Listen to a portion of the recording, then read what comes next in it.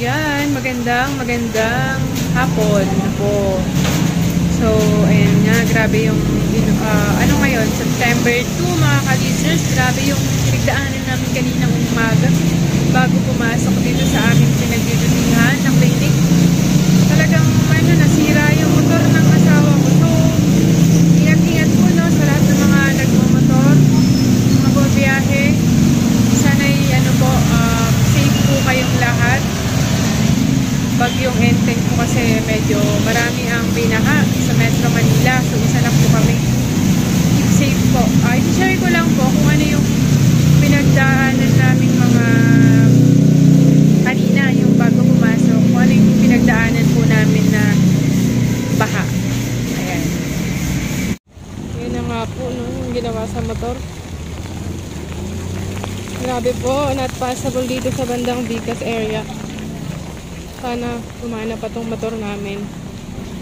Sana gumana pa. So ako naglakad na lang, inakay na lang niya yung motor. So ayun na nga, ako'y nagtatry. Ay! Wag! Wala po. Wala nang butas dyan. Grabe po baha. Saan po ba yung butas dito? Ha? Ay, nabutan yung ano mo, ha? Oh? Ay, ang lalim dito. Ang lalim, grabe. Sana po. Wait. Ay! Sa gilid, baka may butas. Baka may butas. Dandahan lang. Ang lalim na beto. Dagat ka talaga, oh. Wait lang po. Ayun na nga. Try po natin dito. Grabe pa. Papasok pa ako ng work. Ay! Wait lang. Nakakatakot. Baka mahulog tayo sa imburnal.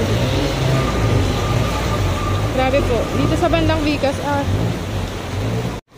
Actually po, nakaapat na daan na po kami. Puro lubog. Nagmotor. Pero dito sa pang-apat pala na to, lubog pa rin. So, no choice na kami kundi tawirin. So, sana talaga hindi nasira yung motor. Dahan-dahan lang ako maglakad kasi baka may butas dito. Mahirap na. Mahirap lang mahulog. Ayun, nakatawid.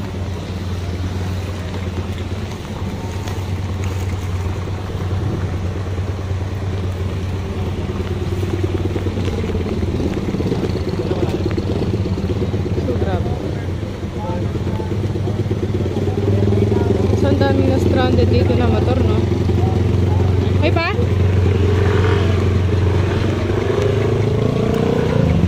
Okay ba yung motor? Hal? Ayaw na ma-start? Patay tayo dyan.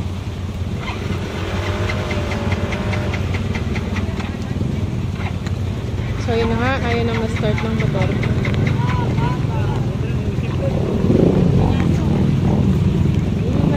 Kasi medyo malalim yung ano.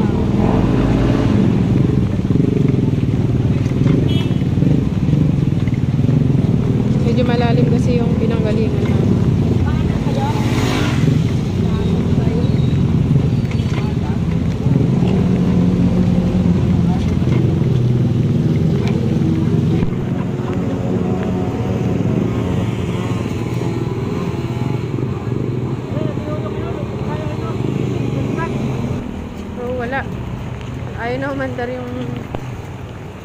Ayaw na umandar nung motor.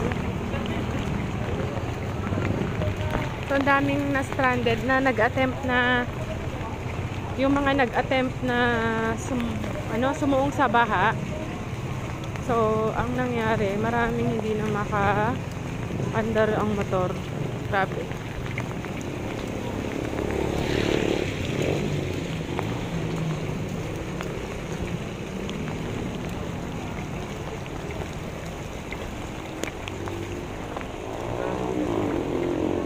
Listeners, hindi na talaga umandar yung motor namin, so no choice kami. Sakari na lang hanggang dun sa branch na pupuntahan ko. Nandito kami sa Vicas Avenue. Vicas Road ba to? So, wala tayong choice kundi maglakad.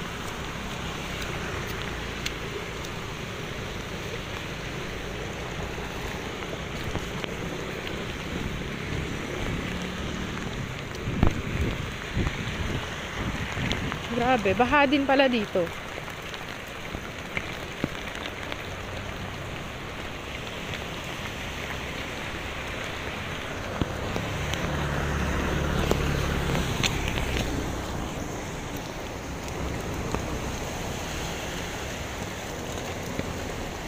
Hirap din tanong ito dito.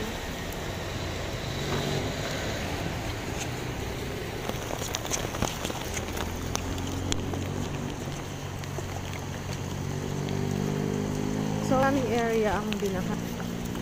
Kaya sa mga nagmamotor talaga, not advisable na sumuong sa baha dahil possible na hindi na umandar yung motor ninyo. So, ganda, patilain mo na yung ulan, yung tag-ulan, at saka bumayahe sa mga nagmamotor.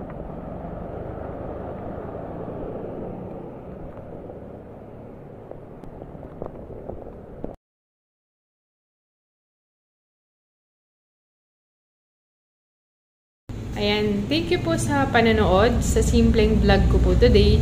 Sana ay nagustuhan nyo kahit na medyo realistic or